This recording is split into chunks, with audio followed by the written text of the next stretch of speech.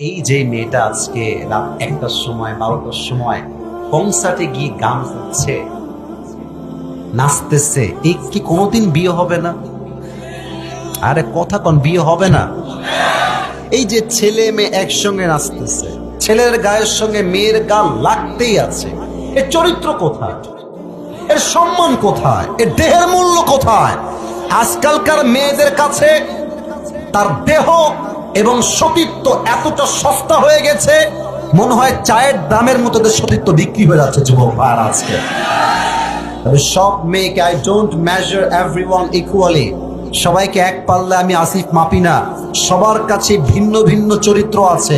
তবে একটা কথাই স্পষ্ট, যারা রাত ১টার সময় গিয়ে কনসার্টে গিয়ে নিজের দেহকে প্রদর্শন করে নাচ গান করে বেড়ায়, সে মেয়ে যেই হোক না কেন ভদ্র ফ্যামিলির সন্তান সে হতে পারে না।